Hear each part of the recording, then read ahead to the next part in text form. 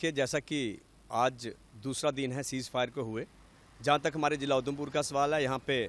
Precautionary major लेते हुए जिला प्रशासन की तरफ से स्कूल व कॉलेज आज भी बंद रखे हैं। लेकिन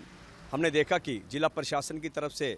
पूरा कोऑपरेट किया जा रहा है और लोग भी जिला प्रशासन को कोऑपरेट कर रहे हैं। मैं यही कहूँगा कि जिला प्रशासन की तरफ से जो भी कदम उठाए जा रहे हैं वो लोगों के हित के लिए है, और मैं लोगों से भी यही कहूँगा कि जो भी जिला प्रशासन की तरफ से एडवाइजरी जारी होती है उसको फॉलो जरूर करें।